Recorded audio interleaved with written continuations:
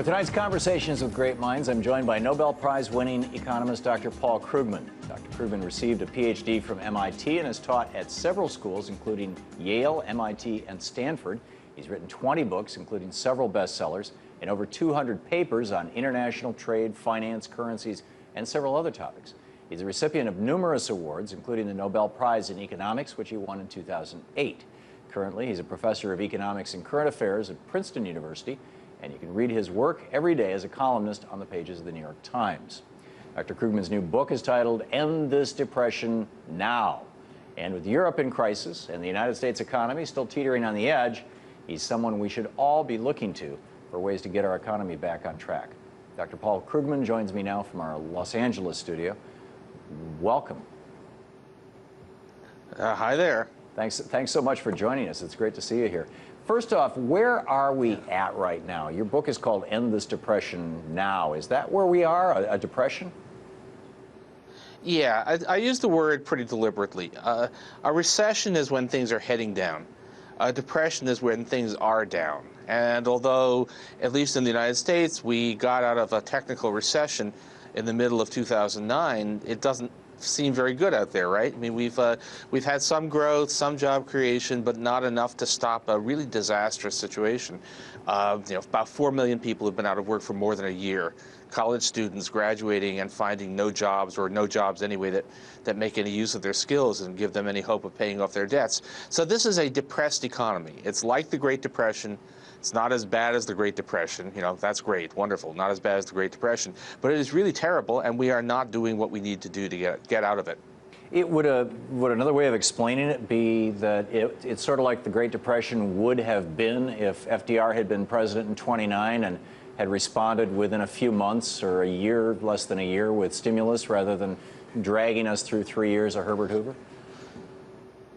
Well, actually, not quite. I mean, what I would say actually is that the main reason this is not as bad as the Great Depression, and by the way, give it a chance, right? You know, given what's happening in Europe, that comparison may not be quite as favorable as it looks right now. But a couple of things happened. One was that the banks were not allowed to fail en masse the way they were in 1930-31. The other thing is that actually big government has been our salvation here. The fact that the Medicare checks keep going out and the Social Security checks keep going out, that unemployment benefits have provided a lifeline for a lot of people, that food stamps have provided a lifeline. Those are all things that, although conservatives hate them, and they say, oh, look at all that government spending, those are actually things that have cushioned this. Without those, we probably would have had a full-on replay of the Great Depression. Wow. How do you explain the attack on Keynes? Well, so the book, End This Depression, talks about that a fair bit. Conservatives have always hated Keynes, not so much because they are actually convinced he's wrong. They're not actually particularly interested in whether it's right or wrong, but because there are two things that they don't like about it. One is if you admit that the government can do anything good, like fight a recession or fight a depression and create jobs, then the case for having the government do stuff is stronger, and to pay for those things, you might actually have to tax rich people. And so they don't like it because it seems to be, for them, the opening wedge for a more expansive role for government. The other thing is that conservatives, and especially business types, love the notion that what we need is for them to be confident.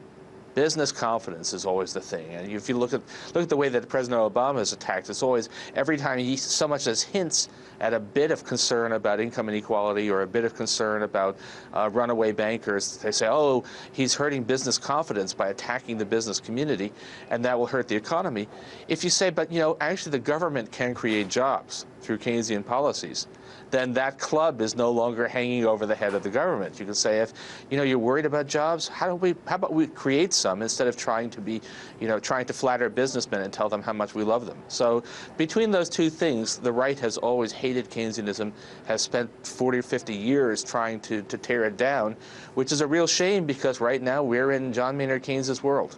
Yeah, and wouldn't a fairly straightforward way to explain that to the average American be to simply say that one of the roles of government in a time of crisis is to be the employer of last resort? And if so, why have Democrats and progressives been so incompetent at putting that out enough and widely enough that that's not, you know, just a commonly used phrase like it was in the 30s. Yeah, well, we've had so much demonization of government that people are afraid to make that case. I mean, I guess the way I like to say it is we're in a situation right now where basically everyone is trying to save and cut spending. Everybody's trying to pay down debt, which doesn't work if we all try to do it at the same time. Because my spending is your income and your spending is my income, and if everybody cuts at the same time, you get a depression. This is when the government needs to do something different, right? The government needs to be out there, and it needs to be spending and employing people and providing that base so that the rest of us can, in fact, pay down our debts. That's hard to explain, partly because people tend to not think about how things add up. They say, well, I'm tightening my belt, the government should tighten its belt too. And unfortunately, people who should know better, including the president, have said things like that. It's also, you've got this, 40 years of demonization. The government is always the problem, never the solution. So trying to say, actually, right now the government is the solution takes some persuasion and takes some courage. And I have to say, we have not been seeing a whole lot of courage from very many people in this crisis, and a lot of Democrats seem to run at the first hint that they might be accused of being big government types. Yeah. On the other hand, you've been outspoken, from talking about the confidence fairy to all the praising Keynes. That's my contribution to the English language. I think this will stay. I talked about people who believe in the confidence fairy.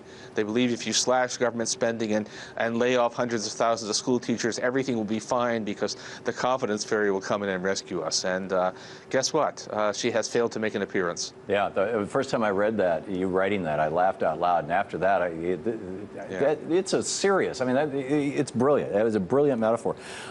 We have been doing this for 30 years. I mean, 31 years since the Reagan presidency began, if my math is right, and started right out busting Patco, who he had previously made a deal with. They supported him in the election, and then it went all downhill from there. I mean, he was just Thatcherism on steroids. This has been so completely discredited now, Reaganomics, after 30 years, or it's any rational perspective. Isn't it time to just come right out and say that this is not a legitimate economic theory? It never really was. It was voodoo economics, like George Herbert Walker Bush said, and it's just a cover-up for those who want to redistribute wealth to the very rich? Yeah, it needs to be said. Some of us are trying to say it.